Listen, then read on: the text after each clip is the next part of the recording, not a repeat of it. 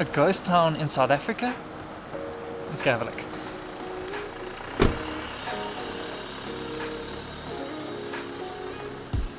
We're Sarah and Marek, a South African couple who set out to travel as far and wide as our tight budget could take us. After spending a year and a half in Europe, we came home to an epic van life adventure. Our next trip will take us across South Africa in the hopes of sharing exactly why we love our country so much. After spending one night at a campsite just outside of Groblershoop, we carried on our trip because a ghost town was calling our name. And along the way, we came across the worst gravel corrugations that we have ever driven on. So apparently there's a guy, one resident, that lives in Putsonderwater, and he's quite a character. So we're hoping that he's around and maybe we can run into him. In 300 meters, you will arrive at your destination. Hello! Waar gaan Assie? Waar ja julle heen? Ons is Engels, maar ons sal probeer om Blakkie swart. Blakkie swart. Jou naam? Ja, ja. Blakkie swart. Yes, ja. Marek. Sarah. Sarah. Waar kom julle vandaan? Oos-London, Durban. Okay. In the 1980s, Putsonderwater was an important stop on the Cape to Windhoek railway route. After a series of droughts, cattle trade in the area dried up, and slowly but surely, daily passenger trains and buses stopped passing through Putsonderwater. Because of this, the residents left town to find employment elsewhere, and one by one, the police station, post office, hotel, and general dealer closed. Eventually, even the water and electricity were cut. The town has stood abandoned since the early 2000s up until 2 years ago when Oom Blakkie decided to make Putsonderwater his home. Yeah, this is what I do every Sunday. All by my lonely self. Really? Yeah, for the last month I had no visitors. Oh, no. Ah, All of the sudden, this week I had a lot of people. Yeah. do you like having visitors? Yes, yes. Makes the world interested. You must Yeah. also come and sign the book. Okay, we'll do that, yeah. And how long have you been living here for? 2 years and 4 months now. Really? Yeah. And when you came here, were you the only person? Yeah, I'm still the only person. Why? Why did you come here? Because the hand of God put me here. I'm also writing a book. Really? Yeah. But everything that's happening around you. Yeah, there's lots of interesting people that comes here. Oh, you must right here. Oh, yeah. Okay. Every so often I must go to town to Yes. buy some groceries and stuff. But you know, if I get into town, I want to come back. Really? Then I forget half the stuff. And what do you do for work? Do you just live off of, are you retired? No. Do you know the Bible, Elijah? The crows brought him food. Yeah. Let's say something like that. I got plenty food. Yesterday I got some cookies. Where did you get that from? All the way from Groblershoop. This tent is for the visitors. Oh, wow. Me and my cat, we sleep there in the gazebo. Okay. Yes. And where's your cat now? Ach, she's somewhere in the bush. Oh, okay. Some guys come here. Hello, Oom Blakkie. This is Johan. I like your bachelor's flat. I have a question.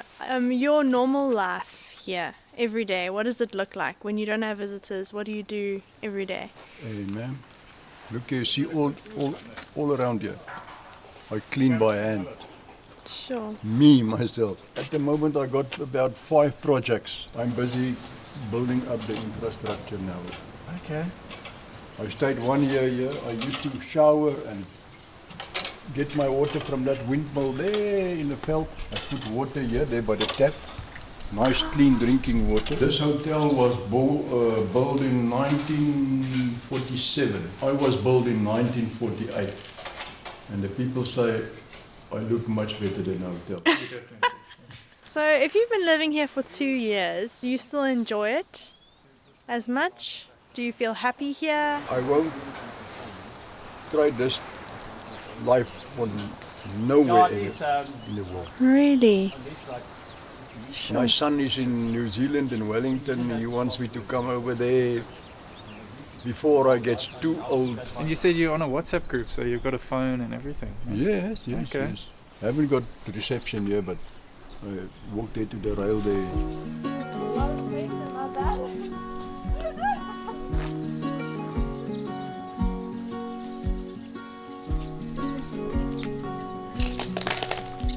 This place is a bit crazy. Puts into perspective what happens to a building when it's just left for time, and like how things just slowly break down.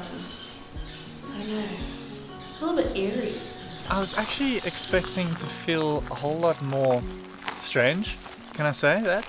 Like, coming here to a ghost town, I was expecting to feel like, ooh, look at this, look at this, look at this, look at this. But I just feel normal. There's a guy living here for 2.5 years. There's 2 other guys who've come here on a little getaway. There's contractors living just over there. And yes, it's all completely run down and there's no infrastructure or anything really. I can see the draw in coming here. Just a little chance to escape from the normal world. There's no signal, there's no electricity, there's one little source of running water. And I do understand the draw card of coming here.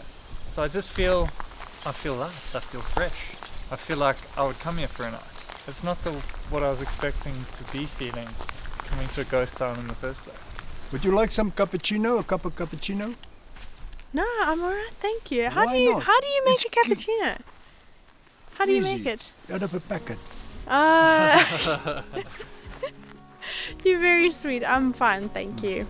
But if you guys come back, come stay over here. We Make will. a nice braai or Yeah. make some pap and wors or.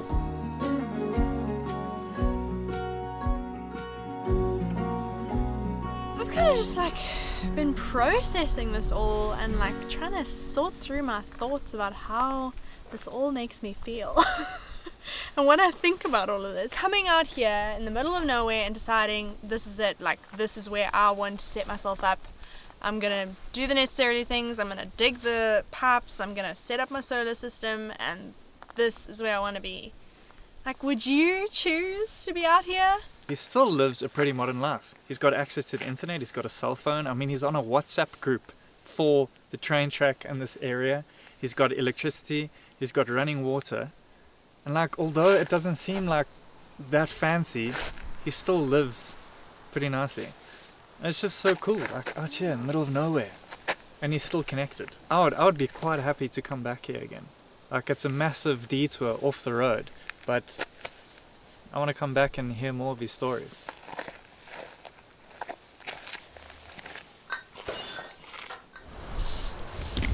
So we just had someone come to the campsite and Marek jumped into the car because this is his attire. Feeling a little bit embarrassed. A little bit. It's very comfortable though. Let us know what you think. Let us know in the comments. Comment down below. Would you live all the way out here? Marek's giving me a funny look. That was a bit much.